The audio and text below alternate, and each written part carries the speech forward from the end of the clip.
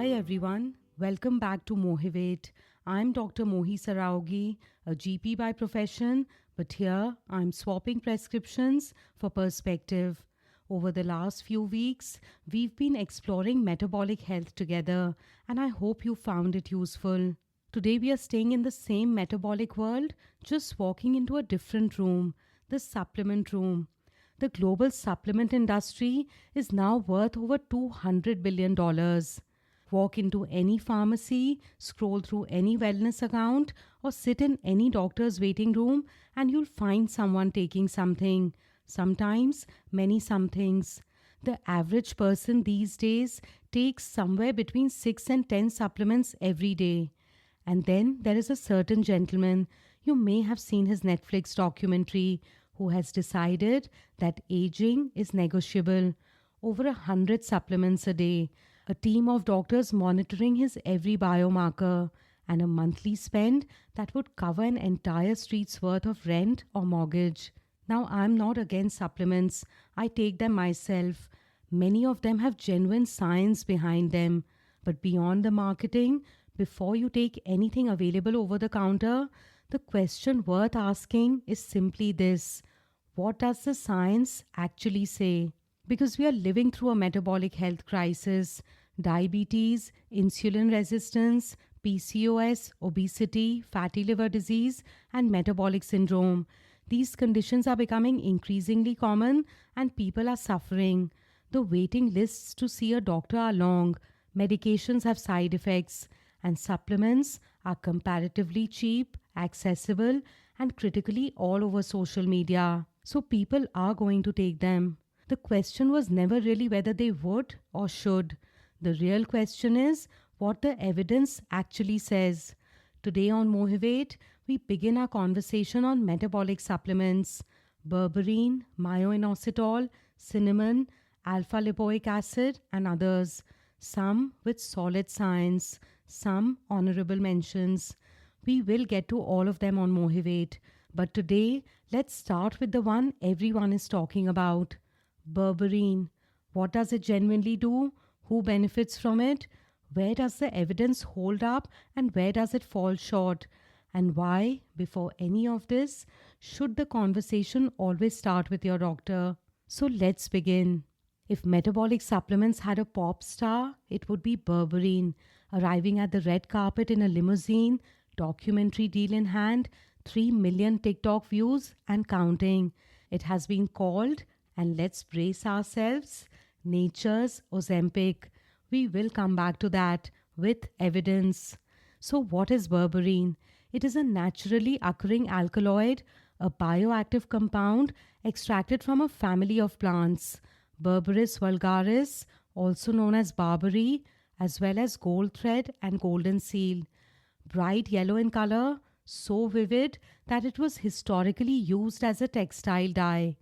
Now, berberine as we know it today comes in a standardized, concentrated, extracted form. And as we will discuss, how berberine is formulated matters quite a lot. Berberine's medicinal history goes back thousands of years, initially used in Ayurvedic and traditional Chinese medicine for gut infections, diarrhea, and gastrointestinal inflammation. The glucose connection came almost accidentally. Patients taking berberine for gut conditions kept showing up with improved blood sugar levels. Researchers noticed, and in the early 2000s, that is where the metabolic science behind berberine began. So, how does berberine work? Berberine activates something called AMPK, adenosine monophosphate activated protein kinase. Think of AMPK as your body's master fuel gauge. When energy is low, AMPK fires up and tells your cells one thing: stop storing, start burning. When AMPK activates, it drives glucose transporters to the surface of your cells. Think of these transporters as little doors on the cell wall. When they open, glucose walks in, blood sugar comes down. Now, if you've been following our previous episodes, you know that insulin is normally the key that opens those doors. But in insulin resistance, the insulin signal is broken. the key no longer fits. Berberine bypasses that broken lock and opens a different door entirely. Glucose gets into the cell anyway, independently of insulin. And that AMPK pathway, that is the same pathway activated by metformin, the most prescribed diabetes medication in the world. The overlaps are real, and that is exactly why the science behind it is taken seriously. Berberine also slows carbohydrate absorption in the gut, similar to another diabetes medication called acarbose. One molecule, multiple pathways. The mechanism on paper is genuinely impressive. But before we get to the clinical data, there's one more thing Berberine does. And this one is something evolving even for us as clinicians, something we are genuinely watching. Berberine is a natural PCSK9 inhibitor. Let me explain what that means because it matters. Your liver has receptors on its surface. Think of them as little nets. Their job is to catch LDL cholesterol, what we commonly call bad cholesterol, from your bloodstream and pull it into the liver to be cleared. The more nets you have working, the more LDL gets cleared, the less bad cholesterol stays in your blood. Now your body also produces a protein called PCSK9, and PCSK9 is the demolition crew. Its entire job is to destroy those nets.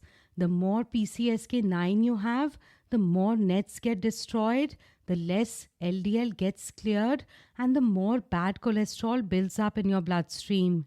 And what causes PCSK9 to rise? The very same conditions we are discussing today. Poor diet, obesity, insulin resistance. The demolition crew gets bigger exactly when you can least afford to lose those nets. So the goal, medically speaking, is to reduce that demolition crew. Less PCSK9 means more nets intact and more LDL cleared. Better for your heart, better for your arteries. And that is exactly what the pharmaceutical industry spent billions trying to achieve. They developed injectable medications, specific monoclonal antibodies to block PCSK9. Given every 2 to 4 weeks, they are extraordinarily effective at lowering LDL.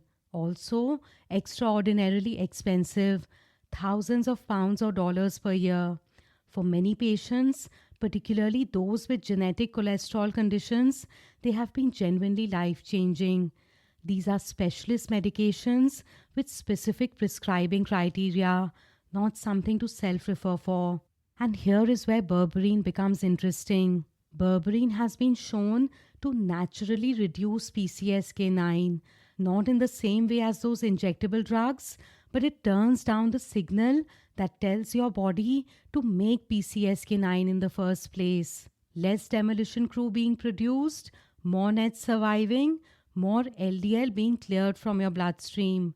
Now, the most commonly prescribed cholesterol-lowering medications in the world are statins. And statins work through a completely different pathway by blocking an enzyme called HMG-CoA reductase, which reduces cholesterol production in the liver. Berberine does not replace statins, but because it works through a different mechanism entirely, the two can complement each other rather than simply overlap. And for the patient who cannot tolerate statins, this is a mechanism worth knowing about. The evidence is still emerging, but as a GP, I find it genuinely interesting when a plant-derived compound shows up in the same conversation as billion-dollar pharmaceutical targets. That does not happen often, and it is worth paying attention to. So now we have the mechanism, we have the pathways, but who is Berberine actually being used in? Primarily, people with pre-diabetes, type 2 diabetes, and metabolic syndrome who want an adjunct to lifestyle changes. People with PCOS, where insulin resistance is a driving factor, and those with non-alcoholic fatty liver disease. We also discuss the emerging interest in Berberine for cholesterol management, but that is a conversation to have with your doctor, not something to self-initiate, and certainly not a reason to stop a statin that is working for you. Please remember, berberine is not a first line treatment.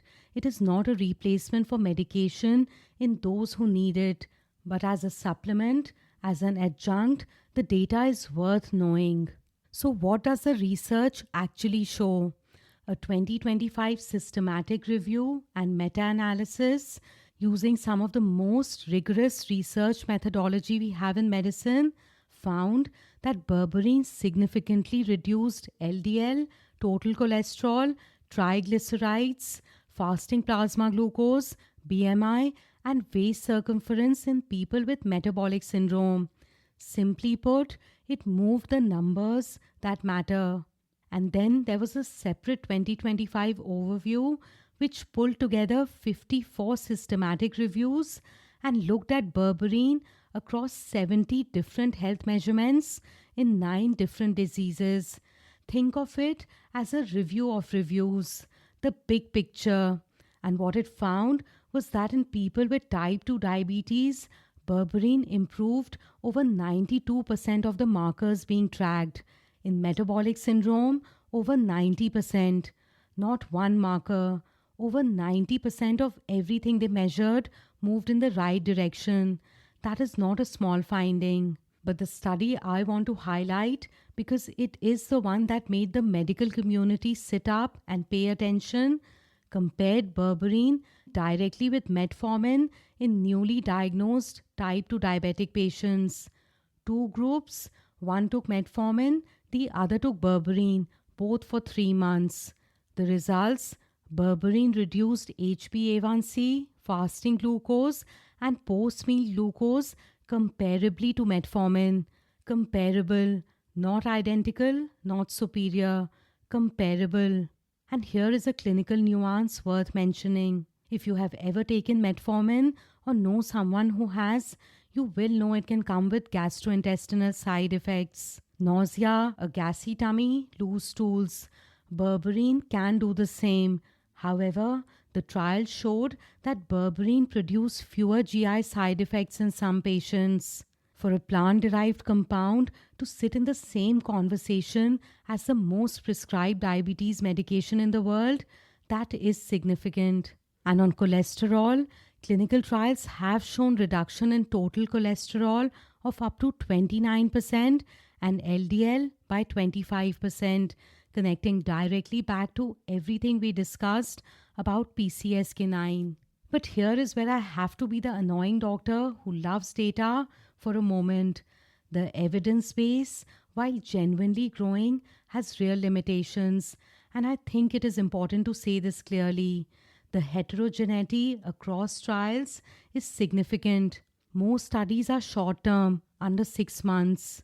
Many of the strongest studies come from Chinese research institutions, and while that does not invalidate them, methodological rigor and publication bias are legitimate considerations. I say that with respect. Some of the most important pharmacological research in the world comes from China. But as clinicians and researchers, we ask these questions of every evidence base. Berberine is no exception. The 2025 meta-analysis itself stated explicitly that the current evidence is insufficient to claim syndrome-level remission, meaning we cannot yet say berberine reverses metabolic syndrome completely. Metformin has 70 years of evidence behind it. Berberine does not. But here's what I will say. The signal is real. The effect sizes are real.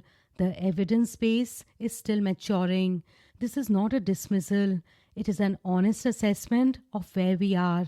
And it is exactly why I describe berberine as something to watch, not something to depend on blindly.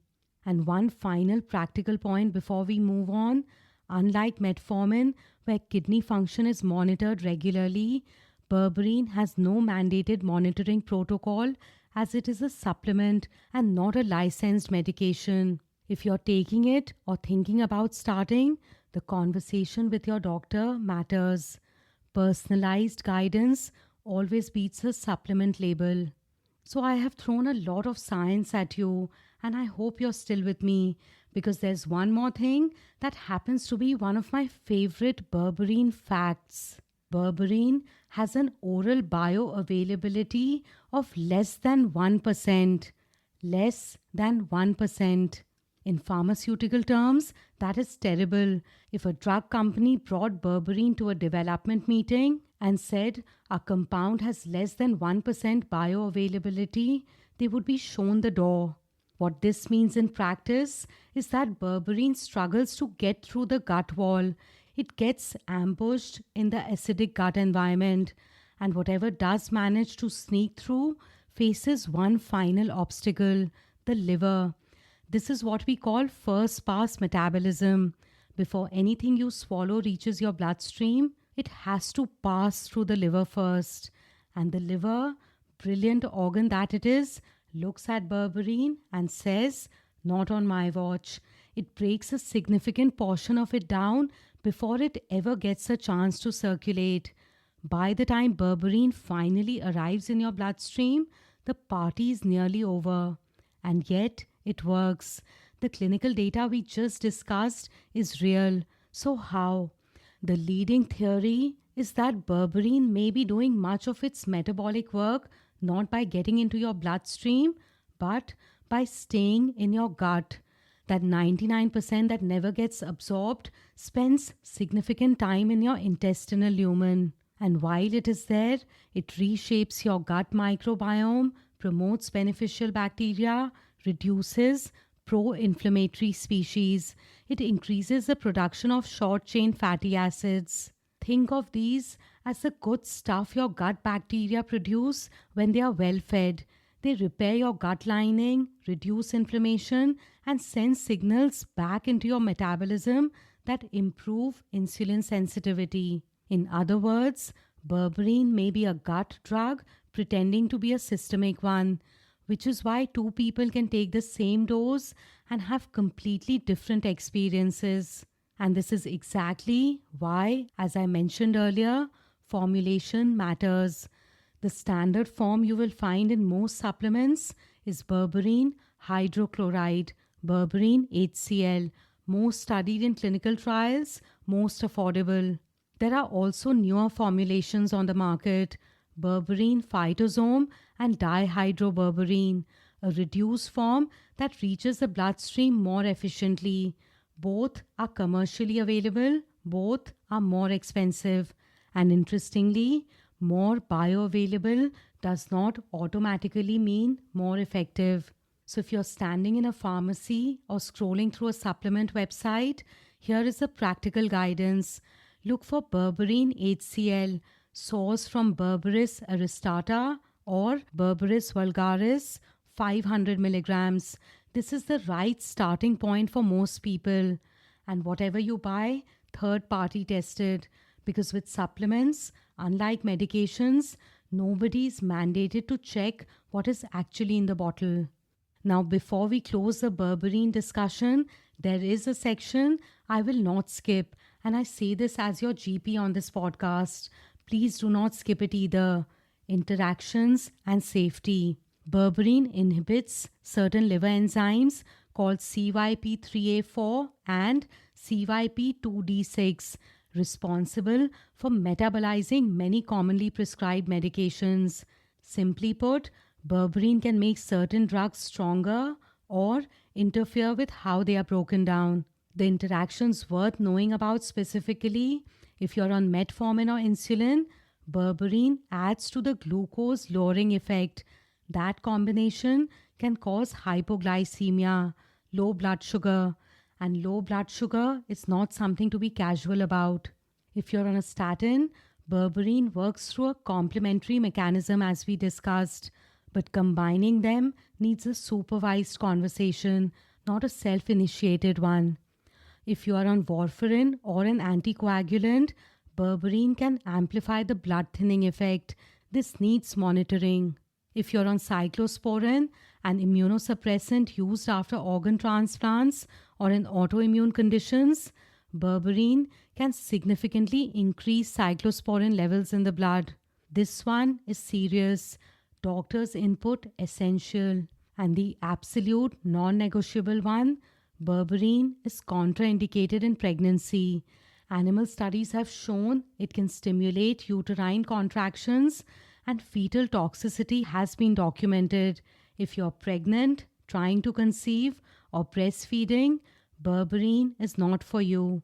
Full stop.